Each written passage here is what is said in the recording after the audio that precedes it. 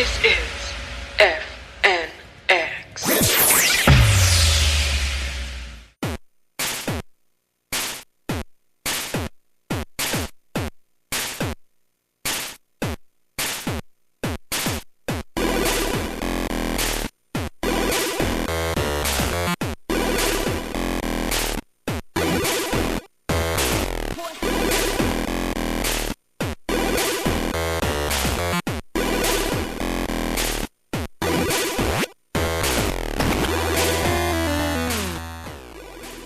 Hello, everybody, and welcome to the SOGOpod, sponsored in part by Fisticuffs Mustache Wax. I'm Kinder. I'm Frank, and I have a waxed mustache. He does, and it looks nice. It's very classy. Very, very classy. That's not so bad. I gotta watch a video and also grow my mustache more. I actually trimmed it to be able to wax it because one side of my mustache was growing longer than the other side of my mustache. Right. So I had to trim it, both of them, so they were around the same length, and then I could go for it. You don't leave the ends and but shit. I had it, one side was long enough to full on curl. Yeah. But the other side just wasn't there yet. And then I trimmed up the hair that grows between your goatee and your beard. I and can't your fully mustache. grow it right there anyway. I can barely do it, and so I had to get rid of it anyway, just because it made this waxed mustache look like shit. Yeah. So I was like, get that going, and then try to trim up the soul patch area a little bit, and then do something with the beard. Which was just. You need to braid your beard. Yeah, I want to go your mustache. I want to go full on. I was just thinking about just shaving the chin area and just having huge mutton chops. Just huge mutton chops, a fucking waxed mustache, fucking perfect. Just never brush your teeth again. Yeah, just go full British. Wear a top hat all the time. I got a peacoat at the house. I'm halfway there. I just need I just need to move to Portland, is what I'm saying. Yeah. Ride one of those, what's the big bicycle with big front wheels? Yeah, the, whatever those things are called. Yeah, I don't know what the fuck they're called. Old-timey bicycles. Anyway, welcome to SOGOpod, everybody. Today's agenda, we're going to talk about Kojimbles and his Konami shenanigans. And we're going to talk about Konami shenanigans with the Metal Gear Solid series after Kojimbles left. And what else we got on the docket? I don't even remember. Oh, well, it's Christmas time, so there's really not much on the docket. Well, it was Christmas time. We'll just go ahead and tell you our game of the year is Metal Gear Solid 5, The Phantom. You did it out of the fucking way. There you go. You're done listening now. Yeah.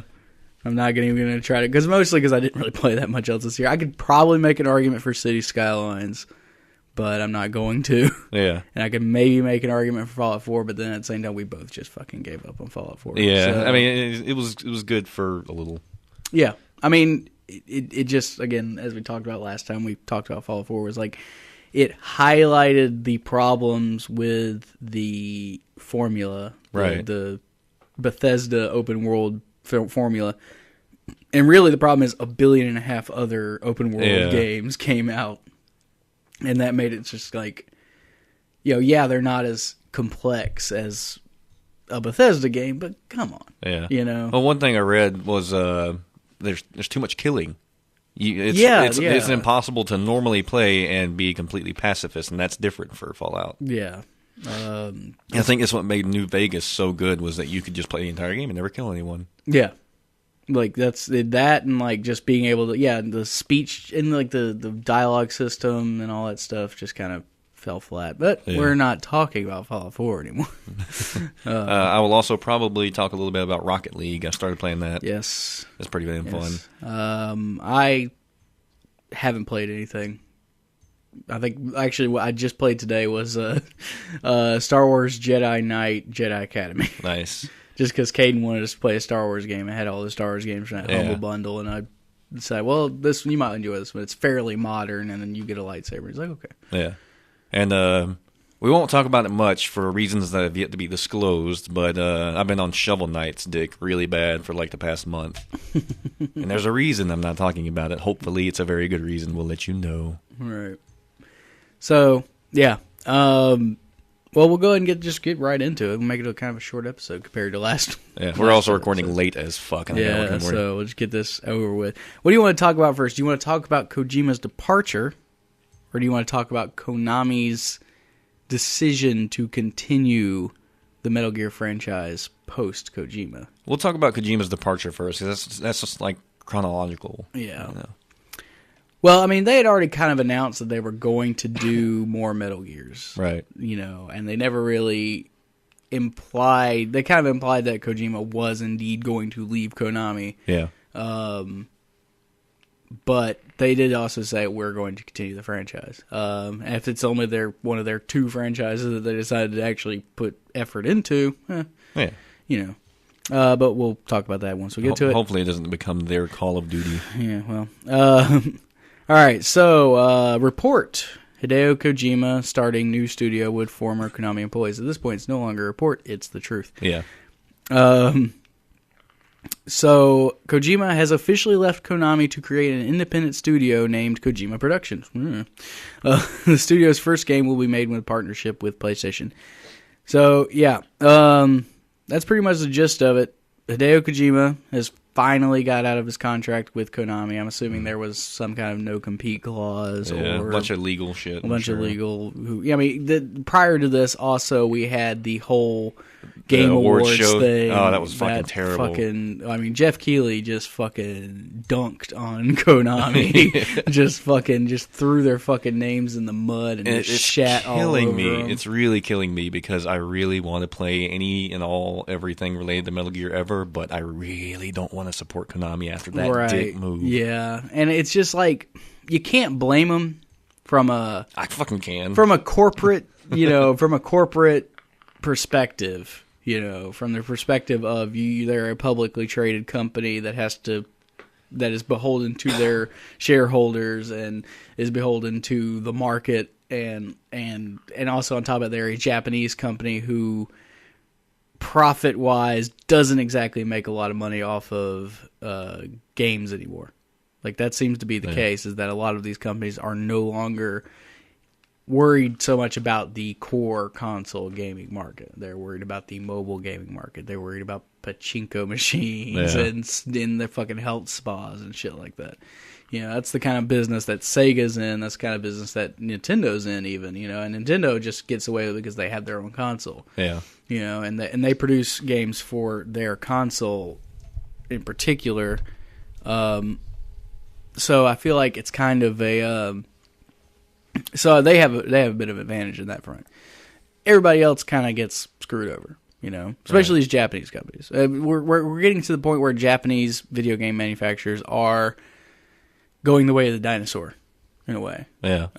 Because they're it used to be back in the day, PlayStation era, even going into PS2 era, it was sort of like a Japanese car versus an American car. Nobody wanted to buy American because they're, V8 engines that get 200 horsepower and they break down after 5 years. But everybody wants a Japanese car because they're great on gas and they, they don't break and all that shit. And if they do break, glorious Nippon steel folded over 1,000 times. Right, and you just throw it in a garbage. It's sort of the same thing. Back then it was like, well, American games just are all about, tits and ass, and Japanese games have amazing stories and crazy visuals and cutscenes. Glorious Nippon RPGs folded over 1,000 times. Exactly. And so it gets to the point where now nobody gives a shit. Yeah, it's just a dime a dozen at this point. Well, I mean, it's becoming to the fact that, nobody can emulate the style of Japan. So they just said, well, fuck it, we'll make our own style. Yeah. And it turns out that style was way more appealing to the masses than the Japanese style, because the Japanese style was, as it turns out, incredibly niche, and people really didn't care about every JRPG that came out. They cared about Final Fantasy, and maybe a Mana game if it came out, or something like that. Like, it takes so much effort to get a Japanese game over here in America to localize and all that stuff. Well, Honey Pop did pretty good. Those little small and those independent, and that's the thing, they have a pretty burgeoning independent scene compared to what America has. That and American censorship is getting really bad with video games now, especially with foreign titles. I don't even know if it's it's American sensibilities. True. I think is a better way to put it, because censorship implies governmental regulation. I think it's more like they feel like they need to censor things we don't care about. Exactly, we want them uncensored. Or rather, we would want them uncensored. We would take them if they're uncensored. We would take them if they are censored. Yeah. But the fact that they are censored causes some mild outrage in certain parts of the internet, which I don't understand. It's like you're getting the game just because your 14-year-old girl doesn't wear a skimpy bathing suit. Yeah. That did kind of piss me off a little bit because I was playing Bravely Default. Yeah. And the Bravo bikini was like this whole thing. It was like part of the storyline, and it was supposed to be this super skimpy thing, and they made a huge deal of it. And then you actually see it, and it's just like boy shorts and a bra top. And it turns out that they like the original, it was literally like a pixel. And yeah. And when when you put it as part of like the storyline and everything, and it's actually like built into the thing, and then it turns out, it's slightly more revealing than average clothing. Yeah, and there's some things I can understand that nobody ever noticed, like in Pokemon games when the guy was no longer he drank his coffee instead of his beer or booze or whatever, or and sake or whatever. And then the fisherman didn't smoke. They just took the cigarette out of his hand. Things like that I can understand because it's a kid game. It's American sensibilities versus Japanese sensibilities. I mean, it's not censorship; it's just cultural differences. And I think honestly, the Japanese are more aware of those differences than American audiences are, because if you put any of those games out in America, everybody's going to be like, it's Japanese. Yeah. That's the reason why those girls are having it, because it's from Japan. We have this concept of what Japan is to the point where Japan isn't Japan. Japan is Tokyo at this point. Right, yeah. And we have this idea of what Japanese people like and what they enjoy, especially when it comes to sexuality and stuff like that. And so they're actually kind of prudes. Yeah, but they're in general they're prudes, but they're complete fucking psychos when it comes to their pornography. And you put a culture on an island by itself for 4 or 5 centuries and see what happens with their porn. And then you introduce them, and then next thing you know, they're fucking they do everything better than us already. And then when you give them, when you say, well, this is how Americans do it. Well, they say, okay, well, that's how we're going to do it. We're going to do it even better. It's like, this is what American pornography looks like. Oh, yeah, what if you threw tentacles in it? But it's like weird. It's like that weird kid that, was all homeschooled and never really had any social interaction, and he got really good at building models or some shit. Yeah. Building mech models. And then all of a sudden you introduce him to the internet, and he finds all this cool shit, and he's like, oh, well, I could totally do that to the next level because I have all this time. Right. And that's Japan in a nutshell. Yeah. I think Japan is the autistic kid that's really good at weird shit. Yeah. They're savants. Yeah. Savants for pornography. But we have an idea of what Japan enjoys.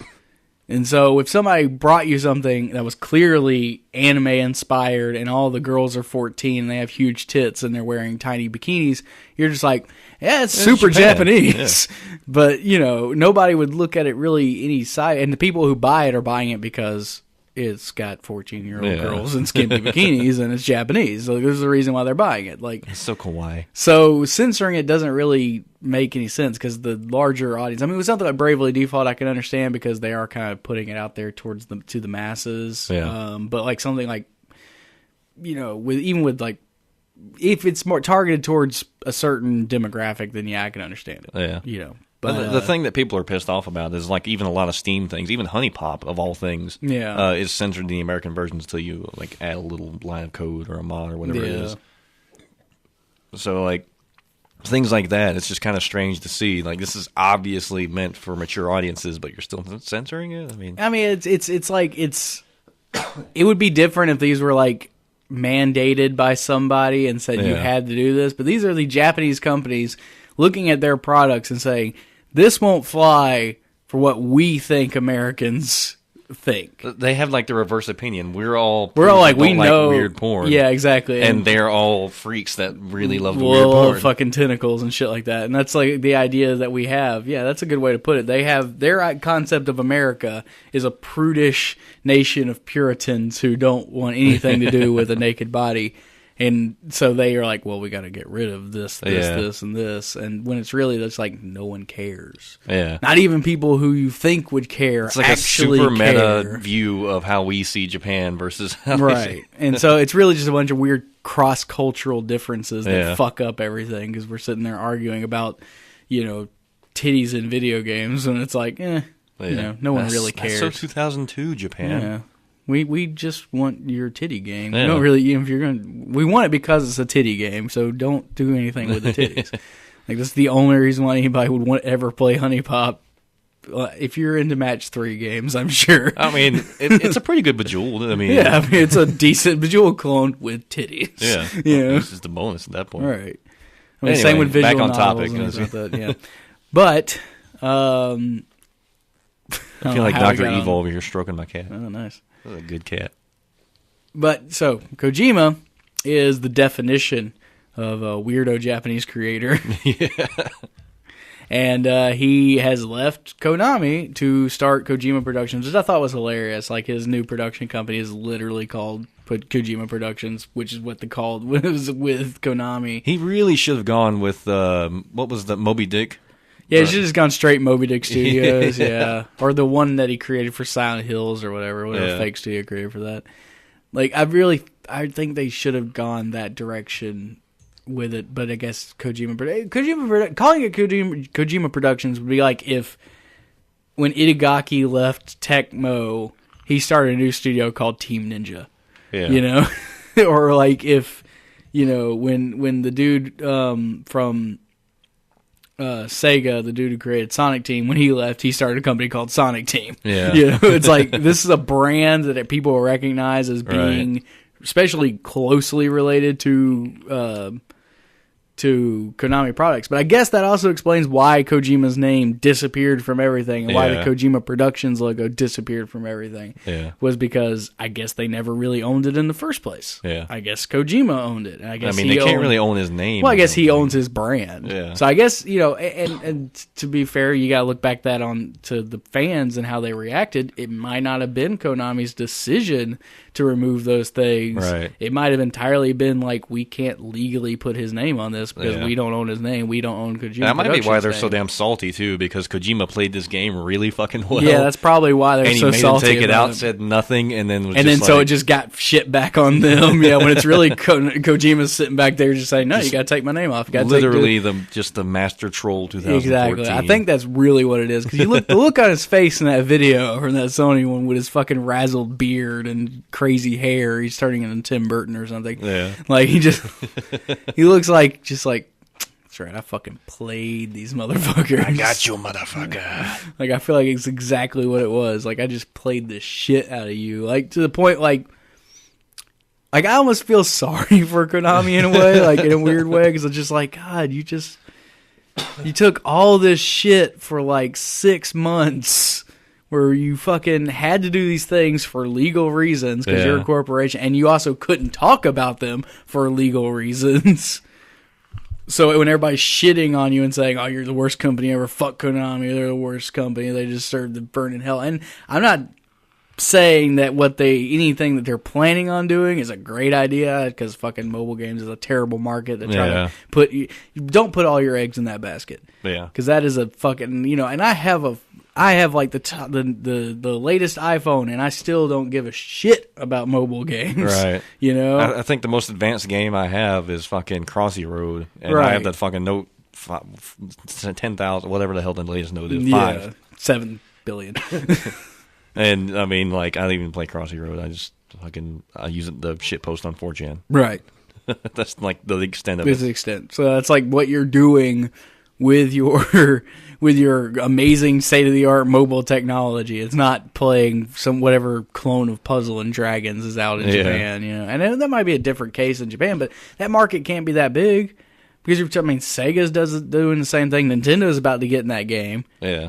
I mean, which Pokemon Go is probably gonna Pokemon Go is like at least ridiculous. Like fucking out there. Yeah. Like that's like straight up like this is a very Nintendo idea.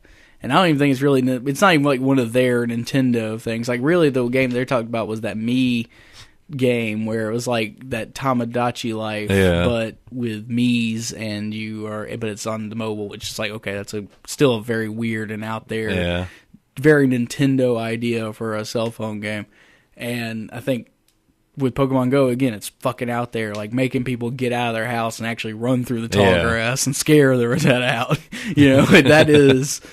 That's how they're portraying that game, at least in the commercials and stuff. Yeah.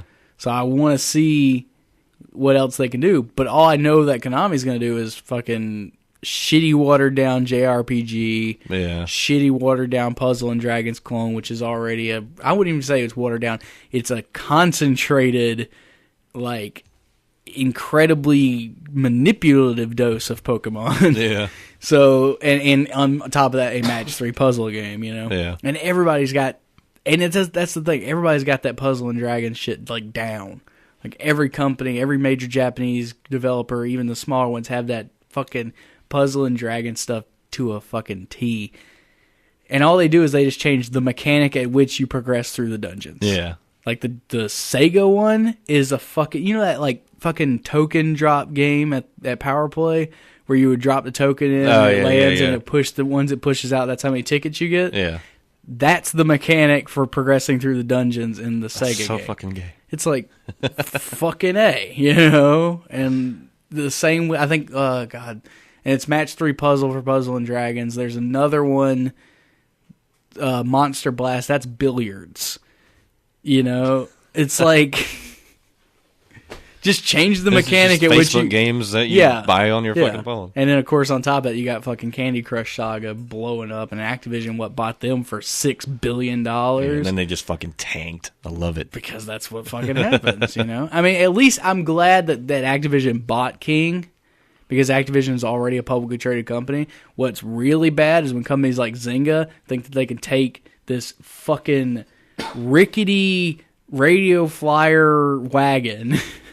that is the fucking mobile games market, and then say, we're going to take it public, and it's going to the fucking moon, and then that fucking shits the bed. Yeah. Because that's what always happens, because it turns out, these things, like, one of these things hits out of every 10 we try. Yeah. Like, how many Saga games are there out there?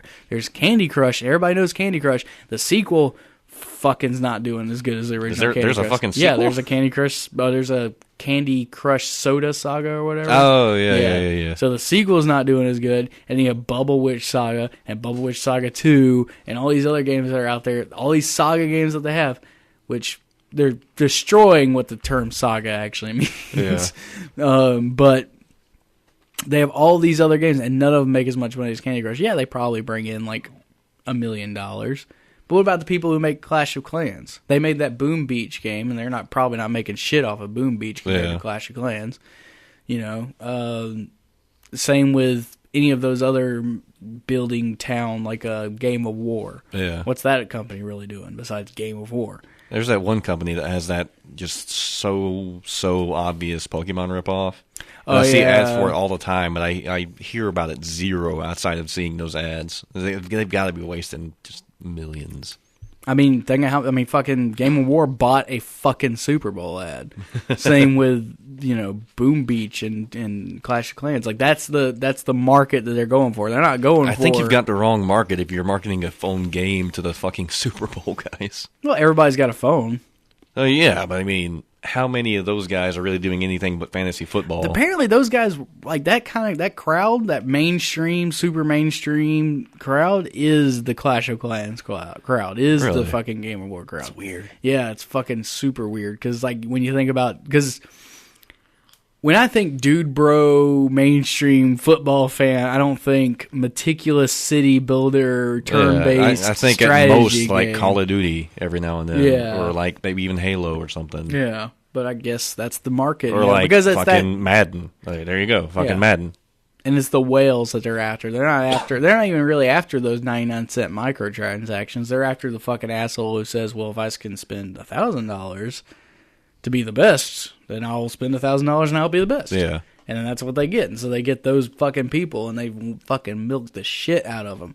You know? I mean, there's one company that does it right, and that's the Temple Run people. And they've done licensed Temple Runs. They've done the Brave version. I think they've done like a version for Minions or something like that, maybe. I don't know. Oh, God. I'm so sick of Minions, I swear to God. I know, right? But they make...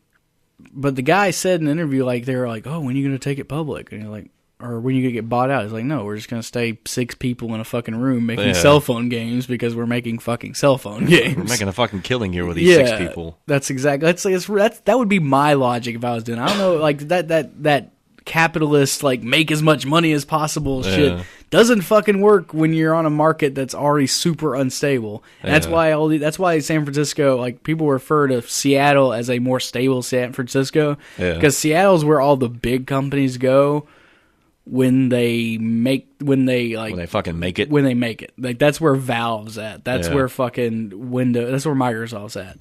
You know, that's where Nintendo's at. They're up there because they're tech companies that fucking make billions of dollars and are comfortable. Like, Microsoft's never not going to make billions of dollars. Yeah. You know, Valve's never not going to make billions of dollars. Google needs to move to Seattle, you know? Yeah, like, really Facebook could die tomorrow. Twitter could die tomorrow. All those fucking, like, Zynga is probably going to die tomorrow. You know, all these little startup companies, they're going to die very soon, and they're going to die terrible, catastrophic deaths, and they're going to take thousands of jobs with them, and that's just what's going to happen because they're built. But these people said, hey, you know what? We'll just stay 6 people, and we'll be 6 people sharing $500 billion instead of 1,000 people or a bunch of stockholders. I'm okay with that. Yeah, I would be completely okay with that. Just because, like, why would you want to risk your livelihood, risk everything on the possibility of making $100 million when you're comfortably making $5 million, you know? That, and you get to make all your creative decisions, not to answer to anybody in the boss. And you can just get these great license deals from Disney to make a fucking game that's going to make a killing for both you and Disney, and you're going to get all that license money and all that shit. Yeah. So, in a similar situation for Konami, or for Kojima, he left this huge giant company that's going to fall apart any day now, who's investing in the totally wrong technology field, and he said, well, you know what, I'll be a small team with a handful of people. Small quotations marks. I think they're going to have a lot of contract workers. As much as Kojima is just beloved by the entire community, he's fucking set. He's set for fucking life, unless he just fucks up real bad. That's why he couldn't go to something like Kickstarter, though. Like, one, he probably has no idea what his next game's going to be. Yeah. Like, to be honest. Like, he probably has some inkling of an idea. PT, you know. But overall, he has no fucking clue. And so, if he went to Kickstarter, he would have to come up with an idea, and he would have to then budget that idea for the next probably 10 years of development, because we're talking Kojima here. Yeah. So, that budget would be astronomical and far out beyond what people would be willing to pay for in a Kickstarter kind of situation. I don't know. It is Kojima. It is Kojima, but it's not like with like that Bloodstained one. There hasn't been a good Castlevania game in a very long time, especially not a good Symphony of the Night style Castlevania game. You know, there was one indie one. I'll have to look it up, but there's an indie one that's like a love letter to Metroid, Castlevania. Oh, that Axiom Verge. Yeah. I've heard really good things. I wanted to check that out. Yeah, everybody said it was really good. It's got fucking great music from what I've heard of it. Awesome. I really love fucking great music. That's a big thing. It's also one of those mini games out there where it's just like one dude. Yeah. Just I'm gonna make a game, and he makes a fucking great game. Isn't that just always the case though? When you get somebody that's just really fucking into it. I would hate to be an independent developer like that, though. Because, like, if you start making a game and then you start showing it off to people, it makes its way around. And then but it's not out yet. But you're just showing builds to, like, people within the scene, and your name gets around, and your build gets around, and people start talking about it. And all of a sudden, it's, like, spoken about in hushed whispers amongst the floor at, like, PAX or something like that. Or maybe you take a build to the indie super show at PAX or something like that, and you get a spout in the booth, and you don't know when this game is going to be done. You're the only person fucking working on it, like with Fez, you know, and to that be your first game and have that much pressure riding on you. Like, that's what was great about that indie game, the movie, if you haven't seen it. I haven't seen it yet. You need to watch it. I think it's still on Netflix, but it might not be. I know it's on Hulu. Yeah. So, like, that's what's fucking great about it. It's like it gives you that really interesting insight to what it's like. But that's the scariest thing in the world. Like, when you're an indie band, you can put out like 12 records before anyone even knows what your name is. Yeah. And then you might hit. And when you finally hit, you might make billions of dollars. But there's also millions of bands out there. You have to put out so much content. Right. But not many people exactly. make fucking... Not many people make Not games. as many people make But games. there is still a shitload of games out there. I mean, there's hundreds of games released on Steam every single day. Yeah. And waiting through that shit and then getting noticed. So, I mean, yeah, it takes that time to build up. So these games stay in development for years. And little bits of it get shown off here and there until it finally comes out. And it's this huge smash hit. But that kind of pressure to be on you to make something by yourself, and it's like, well, it has to be good, right? Like, you have to put it out there because now everybody knows that you're making this game. This is your reputation on the right, line at exactly. this point. With like I said, with an indie band, it's like, yeah, you put out 12 fucking albums, you put out a shitload of content, and you get a small fan base, and then maybe finally you hit that one fucking song. Like with Modest Mouse. Like, Modest Mouse was a huge indie band. Everybody who listened to that kind of music knew who Modest Mouse was, but the mainstream didn't give a shit. And then they get flowed on, and it's this fucking huge mainstream hit in fucking trailers and stuff. And then everybody knows who Modest Mouse is, but they probably don't listen to Modest Mouse, and they probably haven't heard anything from them since. But there are names out there, you know, and they have that one thing that's probably still making them millions of dollars to this day. Yeah, I mean, it's like The Used. Like, the only thing I know them from is that fucking MTV ad they had constantly, and that weird fucking heart thing with the barbed wire. Exactly. I've never heard a single song. It's The Used in Love and Faith or something. Yeah, well, it's The Used, and their album was like, oh God, I keep them and their fucking that Good Charlotte album confused. Oh God, Chronicles of Life and Death. I'll kill myself. There's this guy that was on.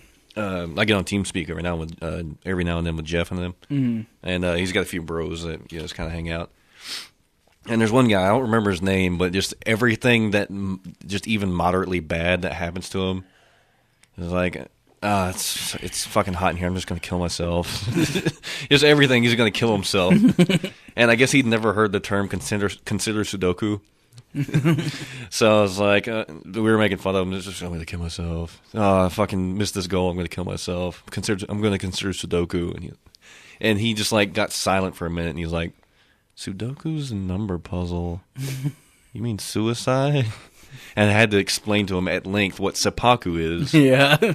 And then try to re-explain to him how that relates to Sudoku and the culture of fortune. This was such a dank meme. It was the next level of dankness that he hadn't gotten to yet. hadn't achieved this level of dank. Yeah, so I had to like educate him on it. This is the danger of dank memes. Yeah, I'm just glad that I have like I have been culturally raised on internet shit. So like, even if I never heard consider Sudoku, I'm just like, my brain just associates just automatically just runs through exactly where you would get that from. You know, it's just like, okay, it's seppuku, and it's like, and then I'm like, okay, consider, okay, good. You know, it's like and hero.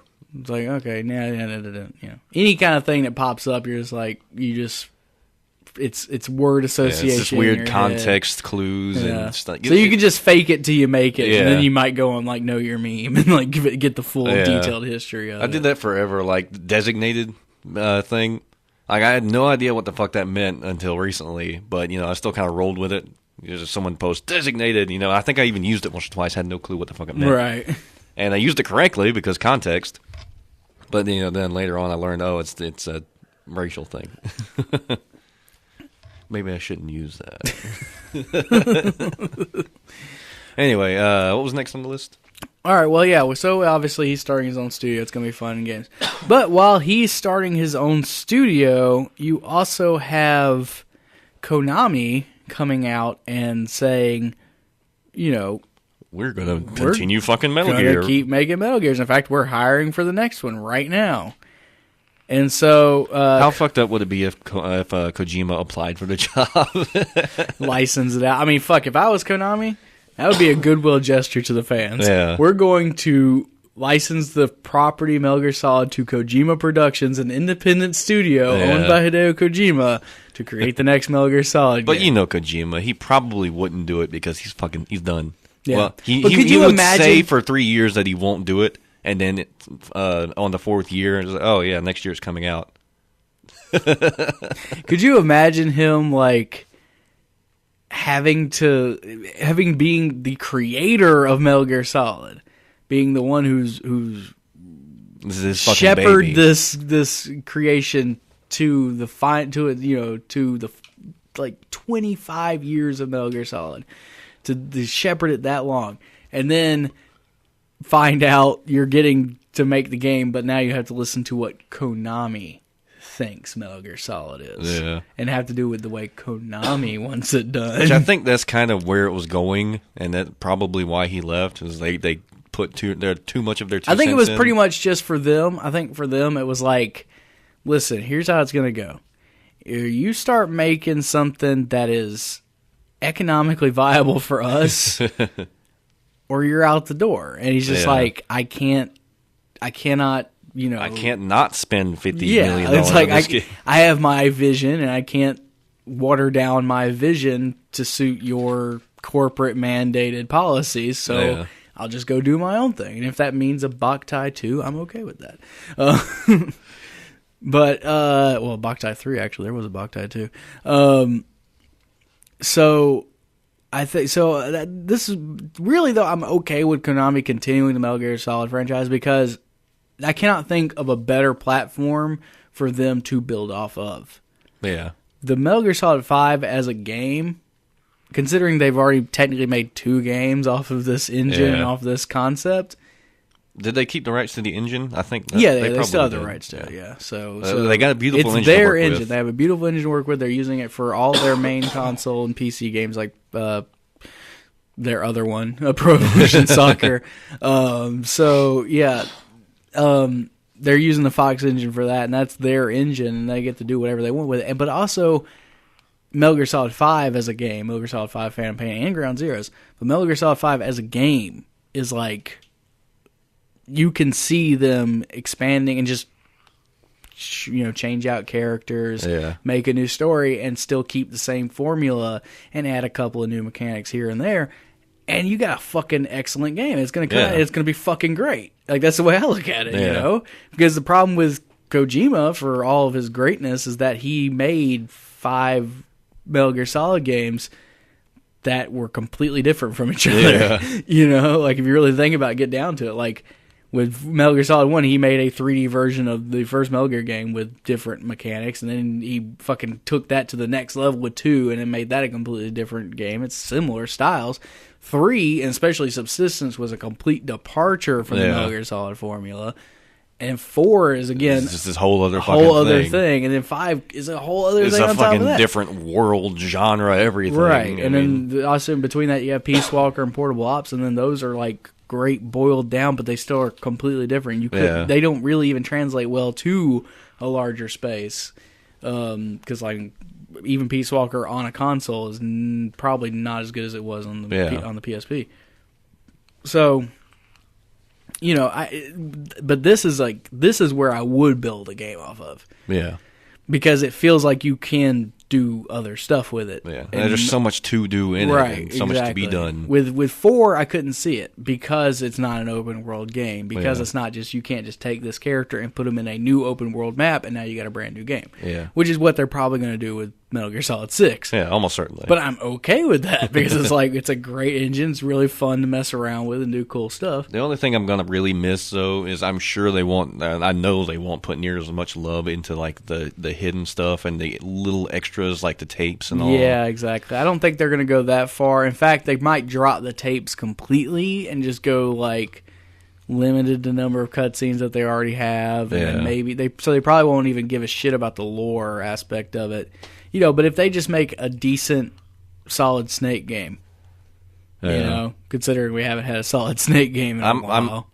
I'm wondering if they won't go Raiden again, seeing how Rising did, because Rising, it was a pretty good game, but put in the hands of a real super AAA developer with an engine like Fox Engine could be something. Hell, I would just give it to Platinum again. I mean, they did a great job with the first one, and they do a great job with They did a really great job of over-the-top stuff, but imagine that in Fox Engine with that open-worldiness, even more so than they had. Yeah, like I think they could really do like a great Rising meets sort of Dynasty Warriors almost kind of thing with that engine, and make a really interesting combat puzzle 3D character platformer thing. They'd have stylish Devil May Cry stuff. better than Devil May Cry. Right, and that's Platinum, really. And Platinum just makes Devil May Cry but better all the time. And so, because they made 3 and that was their, baby.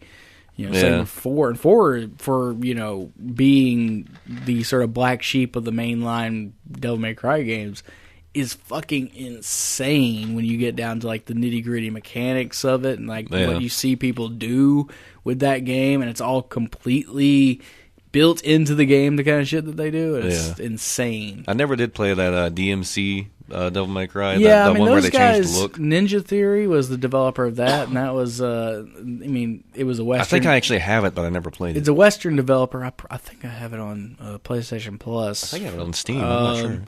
But it's, I might have it on Steam too, actually. Maybe it may have been a Humble Bundle at one point. I don't know. But they are really good at combat as well. But I don't think they're nowhere near Platinum. Yeah. But they're really good at combat and really good at designing good, solid combat systems. I think their problem was it was a tad too easy to get reliant on just using the same 3-move combo over and over again. But that could be any, because that was really the first. That's the problem with beat 'em ups in the first place. Yeah, and that was really the problem with the first Devil May Cry. While it did have the really cool jumping and double jump and gun shooting and everything, but you could just get reliant on juggle into the air and then slam down, juggle into the air and then slam down. Yeah, I did that a fucking lot. And in the that's first one. really all you do in the first Devil May Cry. And so it's easy to get reliant on that. But I think Platinum throws a lot of different enemies at you, so you can't just get too reliant on that. And I did that with Rising too. I mean, when you're having to fight off regular soldiers, but then you're also having to fight Gecko and fucking cows. Yeah, and then you have to fight a tank, and then so it's like all this shit coming at you at once, and you have to change up your style. Yeah, the regular combat was pretty decent in that game, but I think they did a good job of breaking it up a lot with huge boss battles that had completely different ways of going about it. Yeah. And I think they did a good job of avoiding QTEs as much as possible. Like, they were still there, but they were like... Most of them were optional It's a minor QTE to get you to a position where you're then fucking slowing down time and slicing off bits, Like, that's what it was. It was like... It was a satisfying, rewarding QTE. Right, yeah. It's getting you to a point where you're actually going to have an actual effect on the game, and it's not just you playing through a cutscene. Yeah. And there was so I feel like they could do something with that kind of, and honestly too, I think Konami really probably might have more of an affinity towards a Raiden than they would a Solid Snake or a Big Boss, know?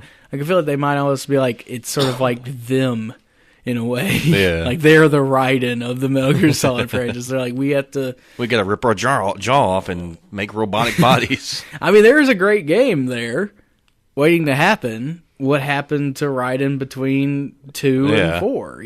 Like, where's that story? That's a good bit of time that you can fill. I'd really in. like to see a Gray Fox too. That'd be pretty cool. Yeah, a really good Gray Fox game. There's a way you can do that and make it interesting. It'd be really fucking cool.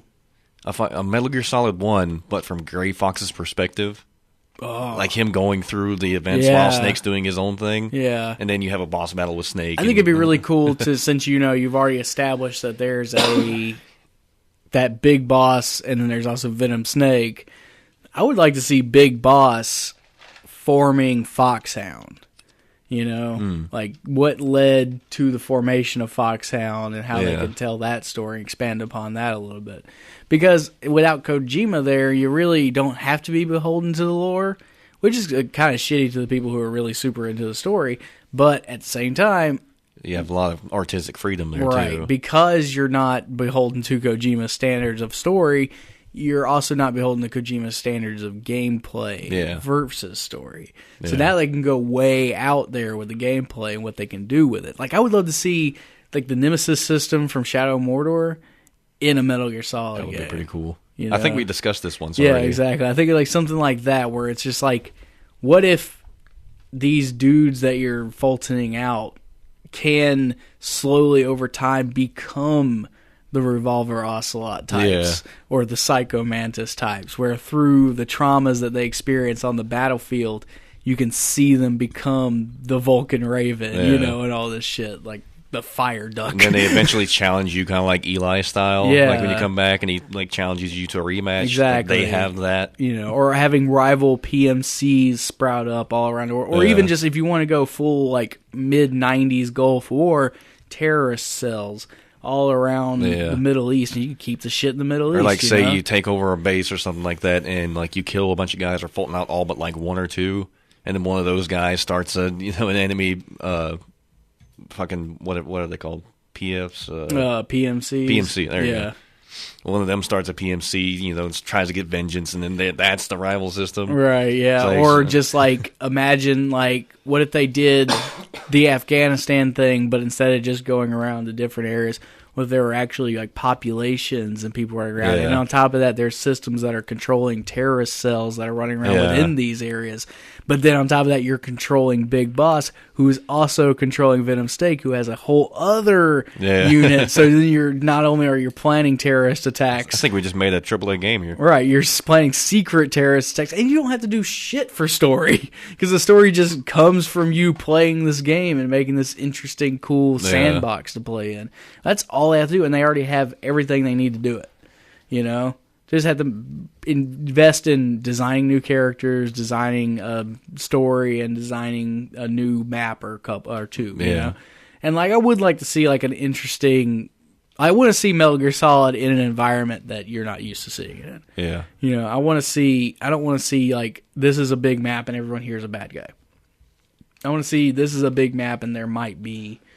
Citizens walking around. That was one of the things that people were saying was like incomplete about 5 was that there was no other people, everybody was NPCs a bad guy other than bad guys. The only thing you're going to be doing is killing bad guys. So I would love to see that, like maybe set it during Desert Storm, and you have the United States military, and that's canon for Metal Gear, right? So you have canon before it actually happened because they fucking called it, like even down to the oil war, right? So you can have the United States military, you can have the Russians involved, you can have, I just want a Vladimir Putin sim. Just the Putin simulator. It turns out Putin is like another clone of Big Boss and nobody knew about. It wouldn't fucking surprise me in the least. I mean, that would be an interesting way to go with it. I mean, and then you could also, personally, I like the aesthetic of the Big Boss, even just early Metal Gear Solid stuff compared to like the Metal Gear Solid 4 aesthetic, and in post Metal Gear Solid 4 with like Rising, like that aesthetic is just a little too techno, kind of for like technologically. What do you call it? That type of punk, cyberpunk. Yeah, it's a little too cyberpunk for my liking. I want a little bit more down to earth military, like this is fucking Cold War intrigue type shit. Yeah.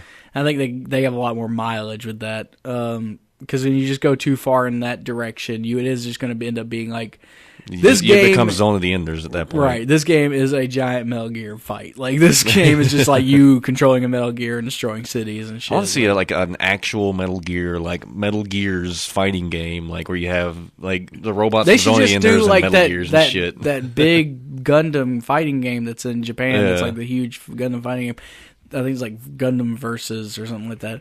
They should do that and then just add the Metal Gears to it. Yeah. Just do like round 1 is like mechs, and then winner of that round, and then your mechs fucking eject you and blow up, and then now you're Big Boss. Like you can get a lot of mileage out of like a Gundam fighting game. I mean, you don't have to be right about scale or whatever. Just like featuring the Metal Gears. Yeah. So you have Sahelanthropus and you have Metal Gear Rex and Ray and even like the unmanned different color schemes for Ray and stuff like that.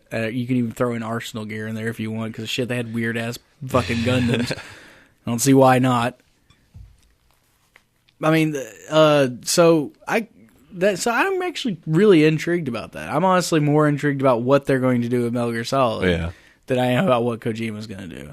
The only reason I'm interested in what Kojima's going to do is I'm interested in how it's going to affect, like, how it's going to affect the fans' goodwill towards Kojima. Yeah. Because he's at this point, he's a fucking, not a martyr, but a fucking like symbol. Yeah, he's like a paragon at this point of like what, just like this is like he's like up there with Gabe Newell as like he's on the Mount Rushmore of video game development. I think is a good way to put it.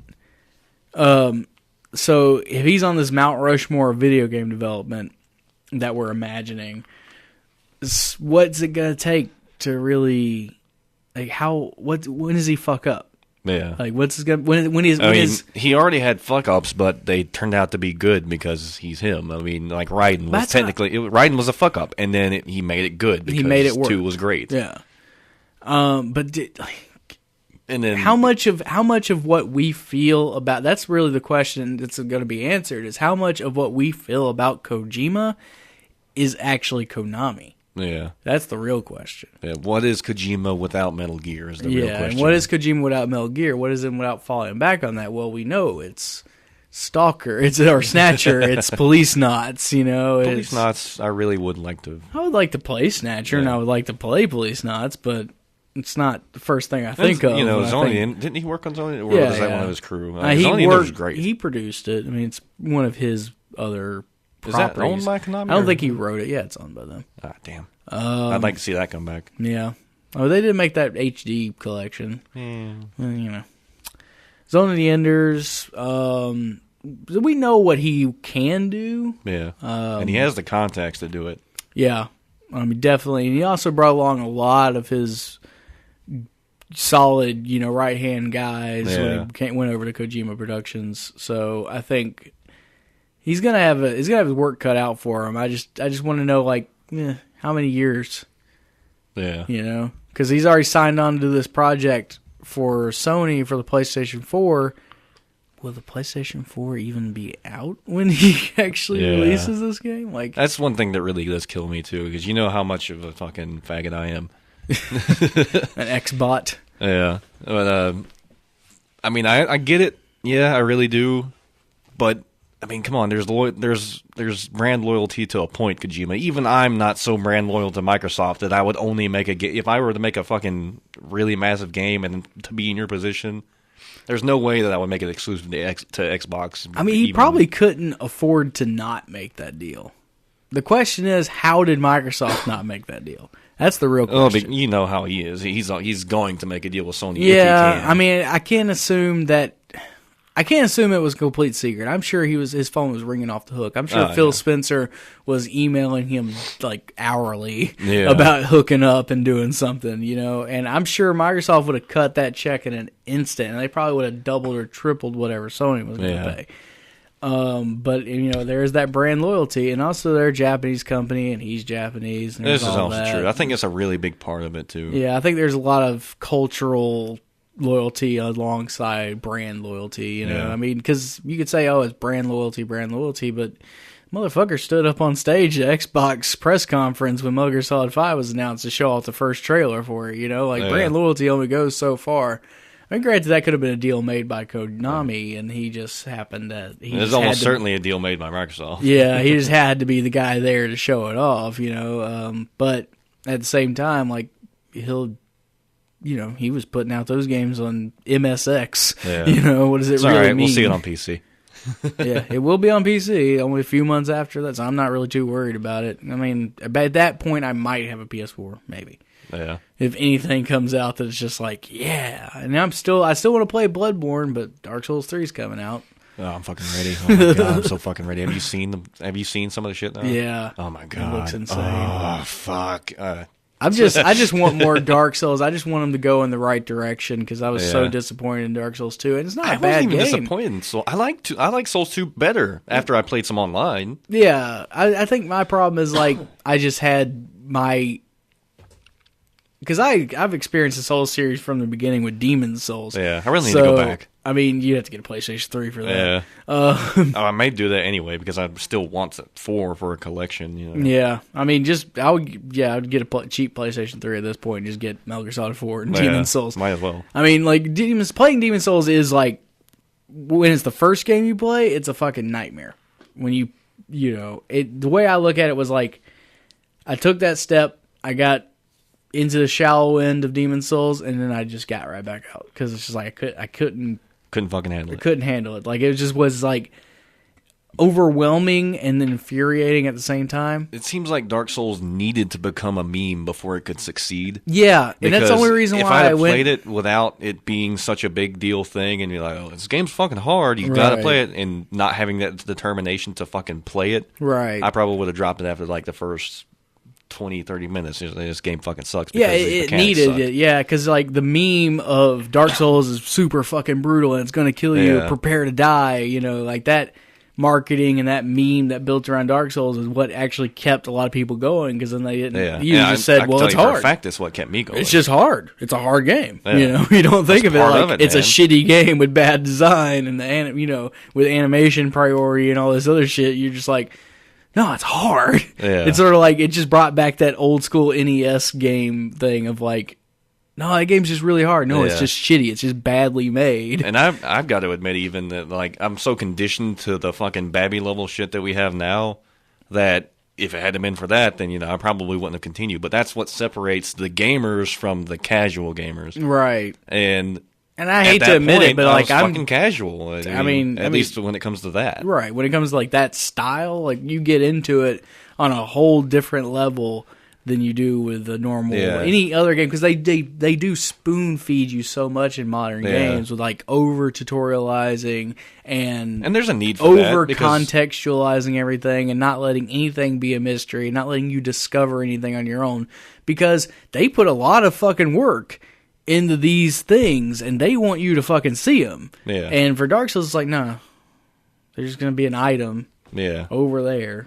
And there's a need for that kind of thing, like a little bit of the spoon feeding. I mean, because there's so many games out there that if you don't hook someone to begin with, then you've lost a customer. Yeah. And when you have people like us that have grown up playing games, but now we have a fucking life and family and everything. We go to play X game that we've never heard of, and we don't like it in the first 10 minutes, we're going to drop it because we have so many more on our list that we got to go through. Right.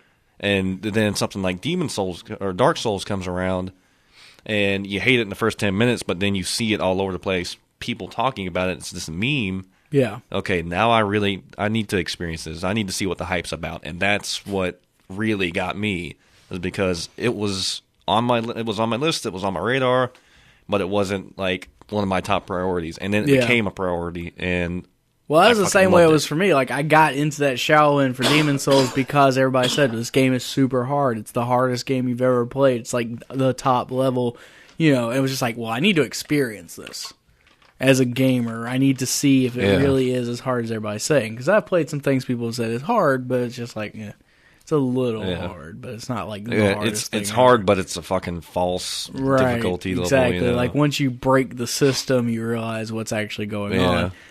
With that, the only reason why I got back out was like, it's just so convoluted and so like obscured that it's just impossible to really dig into. It really, really needed that meme thing for one of the biggest things too you have with these really hard games like Volgar and Shovel Knight and all, is that they have the aesthetic and the music and everything else. They're pretty. Yeah. So, all right, I really want to see the rest of this level. I mean, that's the incentive what the next thing is. But with Dark Souls, it's not a pretty game.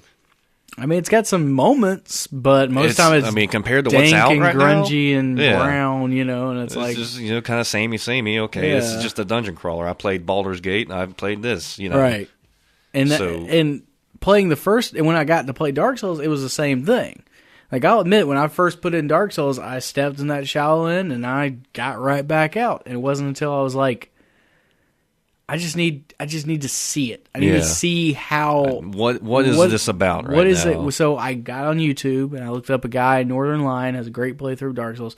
I watched it up to and a little bit past where I was in the game. Yeah. And I saw how kind of what I've been doing lately. It. And I saw how he was explaining things, and I was like, that's what I needed. Yeah. And then I thought about it and I was like, this is what happened with fucking Minecraft. Like, I bought I'm still Minecraft. Not getting into fucking Minecraft. I bought Minecraft like when it was like the hot shit meme on fucking 4chan. Everybody was talking about, we gotta get Minecraft, gotta fucking, when it was like the fucking small murmur. Now it's this fucking huge ass thing. Like, I bought it and I was just like, I don't get this at all. Get it. You know? I still don't fucking get it. I tried it. I still Like, don't get it. The survival mode is what brought me into it because I like the idea of the building stuff, but I like the challenge and having to survive and earn your way into that. And for some reason, Minecraft's the only game that gets me on that because, like, I see the other games, 1.5 billion games that have come out on Steam that are the exact same thing, like Ark Survival and stuff like that. And I'm just like, no, like, I just want to play Minecraft if I'm going to play that, have that experience, because it's not overwhelming in its realism of survival. It's just like, no, they're monsters come out at night and then they blow up sometimes and you have to build a building. I love snack bar.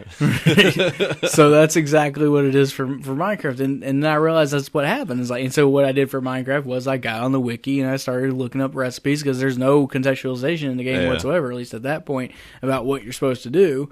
And you just have to find it out by looking at the internet, and you see all the cool shit that people are building, and that drives you. And that's the same way it was for this. I saw him playing Dark Souls, and I saw the cool shit he was getting and the cool shit he was doing. I was like, that's what I gotta do. So then I did it, and I got to Anne Orlando, and I stopped watching the videos, and I just kept going, doing my own thing. And that's when, next thing you know, I'm fucking noob scrub, lightning's Y, giants, unstoppable. 420 praise it. I'm going full on, like, just like, what is it? Yeah, just full on dude bro, noob scrub lord. Dark It's Souls great. It's such a satisfying feeling in Dark Souls when you've played this game and it's been so fucking brutal to you, and you get good enough that you're confident to play against somebody online, and you do it purposefully and win. That first win is just tasty. There's nothing better than when you're running around in the original Dark Souls with a lightning's Y and you just fucking do that overhand hard attack where it's two-handed hard attack and it's just fucking pancakes their fucking ass into the ground, and it usually takes off half their health. And then they get up and they just go to do an Estus or swing a sword, and you're just like, nope, fucking done. And since the animation priority, or they're trying to get behind you for a backstab, and you're just like, I'll just start the swing and then turn halfway, and then I'll still hit you because you're trying to get behind me. And it's like, once you learn all the animations and, like, how many ticks almost, so I see how people get into fighting games when I do that kind of stuff. But my problem with Dark Souls 2 was that it went backwards to that Dark Demon Souls style, and they tried to make this weird blend of Demon Souls and Dark Souls, which, okay, fine, but why don't you just make Dark Souls again? I guess they felt like they needed to, like, do something different, because Dark Souls did a great job of, like, I think the way it was described was it funnels you through one area. And then once you get to that certain point, once you ring both bells, then it opens up. It's kind of like a tutorial, though. Right. Well, once you get the Lord Vessel. Yeah. And you have to get the Lord Souls. That's when it opens up. You can go over here to the Duke's Library or Duke's Archives. Gives you a good layout of the map before you do any of that. And so you understand where places are, how they're connected, but it opens up, but you can still get around and know how you're supposed to go and where you're supposed to go. And then it funnels you back to that one spot where the ending is going to happen and the game's over with. Right. With Dark Souls 2, it was like, here you fucking go. Here you go. It was almost like it was just continued from Dark Souls 1, It's just like, here's the open world, here's a new open world. Right, and it was like, but it wasn't even that open in the sense that, like, it was like branching. It was like a hub. It was really took advantage of the fact that there was a central hub, and you go this way, you go that way, and you go this way. And you don't know when you're supposed to stop. What really killed me with going down that hub. What really killed me with 2 was, what's the area you go into, and it's like this really ornate gold area, Was that the one with all the giants around? Oh, yeah, the... and the dragon that it's a Shrine of the First Flame, something like that. Yeah. And then, like, you go there and you think, oh, no, this is definitely not where I'm supposed to go. I'm dying. These people are way beyond my level. And then you go look around and try to find an area that you can go to, and you can't. And it just turns out you realize, it's behind this wall. You slowly realize, fuck, I am supposed to go this way. I just suck. Yeah. Well, there's that. But then, like, you realize, like, well, that's the problem I was having is I went up here. Like, and they do so much troll shit, which, like, yeah, I'm okay with that because it's Dark Souls. What do you expect? Like, the first thing you run into is, like, curiosity kills the cat. You run into a fucking ogre by following this path that you think cool shit's down. You know? Yeah. Same surprise, tutorial. Here's your cool shit. Yeah, same tutorial level. You see this weird box, and you're just like, okay, I'll go to that box. And then you click on it, next thing you know, you're a woman. You know, like, it does all this shit to you that you just don't think about because it's fucking Dark Souls, and it's just trolling the shit out of you. And then the other thing that it does is that in that hub world, in Majula, right there is, like, the fucking shrine to the fucking tryhard covenant. Yeah, that was such a dick fucking move, I swear. Like, I played fucking 20 hours of that game as a part of that covenant, not realizing what I was doing, because it doesn't explain it. It's just like, it's a covenant of strength. You get the strength coins, and then you turn them in, and you get cool stuff. Okay, that sounds fun. Oh, it turns out it doesn't let you summon people in, and everything's harder. Have fun, asshole. Yeah, exactly. But you don't know that, and then I didn't realize that because I'm just like, why can I summon anybody in? Why can I not summon anybody? Because I got to the second fight against that Sentry Knight guy who's just like been following you around the entire game. I get to the second one at the top of the castle area, and I just can't do shit to him. Like, I'm like, I need somebody else here to distract him. That's really the problem. I just need somebody to keep him busy so that I can do what I'm doing. Because I was using magic at that point, you know, and I was like, I don't even have the time for the animation to start to get the fucking spell off. I just need somebody to distract him, somebody to keep him busy. And I'm like, why am I not getting summoned since I'm human? Okay, and it's already super confusing because it's like, okay, I got the human effigy, but do I kindle the fire with, or do, you know, and it's like all these different weird mechanics you can do with the stuff. And I'm like, okay, no, I am human, but that should mean there's summon signs somewhere, and I can't bring them up. They're not appearing. Am I connected online? I'm connected. Okay, what's going on? And then it turns out, oh yeah, this covenant just doesn't let you fucking do it. Yeah. So, but then you follow that path, and so I just kept going down that path to the next place, because that's how I played Dark Souls, was you keep just going to the next place, and it's open world, but it's, you know, it linearly flows you in one area. Yeah. Then I finally hit that fucking wall where it's like, these enemies are way too hard. Where the fuck am I supposed to go? Yeah. Oh, it turns out you're supposed to follow that path to a point, then go back and start a new path and follow that one to a point, then go back and start, you know, and that just became like that. It's because it's a great idea, perfect idea, but that's so arbitrary. Yeah. You know, because there's no way of you knowing outside of these enemies are harder, but it's Dark Souls. Everything is harder. Yeah. You know, like it's like a 3D Metroidvania. Yeah, but at least if there was some, like, if there was an item that was blocking my progress, it would be like, okay, well, now I need to go back to the hub. The only thing blocking my progress is hard enemies, but they're always hard. These just happen to be harder. Like, that's the only thing I can think. And so that was like my logic of it. Well, these just happen to be harder enemies this time around. One of the things that got me was I played Scholar of the First Sin edition, and they moved the dragon in front of the door to that other boss. And I was thinking, this is where I got to go. All that's in my way is this fucking dragon. But every time I get close, he just fucking breathes fire and destroys me. Right, like every other dragon. Okay, maybe I'm not supposed to go this way. And it didn't fucking matter in the end. But, you know, I kept leveling up and going there and just fucking dying every time I tried to challenge this fucking dragon. Right. And then finally I summoned like 4 people, and we all fucking get destroyed. So I go and human up, and then like actually think of a strategy this time. And I got one guy that knew what he was doing. So we go up to this dragon, we stay behind the wall, wait for him to do his thing, and then fucking just pop up where the flame resistant thing is. Yeah. Pop one of those and then run up to him, and we all just wail on him until 3 of us die. And there's just like me and one other dude, and we kill it. And we're like, fuck, yes, finally I can progress. And then I progress, and it's a boss. Yeah, it's progress into a boss fight. and like, you lose the boss fight, go back, fight the boss, kill him, and then realize, oh, well, there's nothing. The only thing this leads to is a covenant. Yeah, it's a covenant and like a chest. Yeah. This is not progression. Yeah. Fuck. Yeah. All right. Well, we're about an hour in, so whatever in. I said I was going to talk about Rocket League, and I am. Rocket League's pretty good. You should play it. It's car soccer. Car soccer, always good. Yeah. I will say this about Rocket League. I watched a lot of the Giant Bomb coverage when that game was coming out, and they did these cool, like, East versus West, because they got a team on the East Coast and a team on the West Coast, and they did, like, these really cool East versus West 3-on-3 Rocket League matches, and they're fucking clutch as shit, and you're just watching them, like, on the edge of your seat.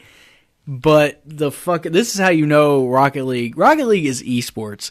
You know how much I hate that fucking term, but that's how it's literally a fucking sport. That's how you do it. Like you don't like that. Whatever fucking Evolve did, or whatever Halo's doing with the Halo Championship thing. That fucking trying to force esports, trying to make esports happen. Doesn't fucking work. No, this game came out not expecting to be esports, just came out as a cool game, and everybody's like, no, this is fucking esports. I will say this before we go. This Rocket League was the game that we fucking needed, because I am so fucking sick and tired of wanting to play an online multiplayer game that's not an MMO and not a fucking shooter. Yeah. I'm so sick of that shit, and I don't want to fucking do like some co-op. I want to play against people, but I don't want to play real sports. Yeah. So we needed this. Something different, something fun, something something competitive online. that doesn't involve shooting people and is just clutch and fucking amazing. Yeah. And when I say like it's fucking esports, when they did the Rocket League Championships, they just did it in this like $10,000 pot or something like that. Yeah. Minuscule when you compare it to like StarCraft and Dota and shit like that. But just a little small thing put together by a handful of huge fans. And they got like EGL support or whatever. But they... The fucking final match was the most insane shit in the world. Like you couldn't have fucking wrote the movie better than this. Like the fucking dude, it's fucking tied. Like it's not like it's going to go into overtime, and you know it's going to become sudden death, and that's what the match is going to be. And that's where it's like, well, it's tied. It's going to be sudden death because the clock's fucking ticking down. Yeah. And what happens is the motherfucker just keeps the fucking ball off the ground. And next thing you know... 0 seconds hits. 0 seconds. 0 seconds is going, and it's past 0 seconds. It's just as long in as it the doesn't air, touch the ground, it still goes. Motherfucker gets it in the fucking net. Damn. And wins it for his fucking team. Just... There's moments like that all the time. Like 1 in every 10 games, maybe. You have clutch-ass moments like that where it's like 1 second, or like you have the last goal, or like someone pulls a hat trick and fucking gets it off the what do you call it, the starting position. Like someone gets a goal right off the bat and ties it up for sudden death or some shit like that. I mean, even in the short amount of time that I've played in the past like 3 days, I've played probably 50 matches total. Yeah. And I've had several moments like that, one of which was recorded by a guy I played with, Wonko Taco. Oh, yeah. I'll have to show you that on YouTube. It's pretty good. But anyway, that's going to be it for the SOGOpod today, guys. Hope you liked my fancy new mic, Heil PR40. Yeah. It sounds nice. I got to learn the mic etiquette on this damn thing. But anyway. Suck it like a dick. Oh, yeah. Smooth soldier voice. Don't forget to go like us on Facebook, facebook.com/SOGOpod. Go to our website, SOGOpod.com. You know, check us out on fucking Tumblr and Twitter and whatever the fuck else. Twatchers. Yep. And also, FNX Network. Those are our boys. They on our ass now. Yeah. Kind of. And, I just put the bumper at the beginning, and then it's...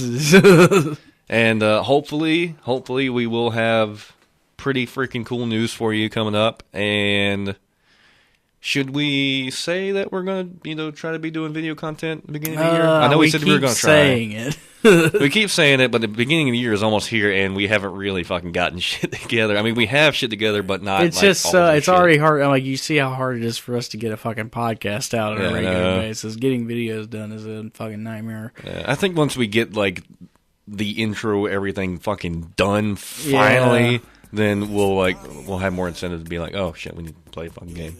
Yeah. No guarantees, but we're gonna try to have some shit out at least before January ends. But like I said, no guarantee. And thank you. Good night. Night, gang.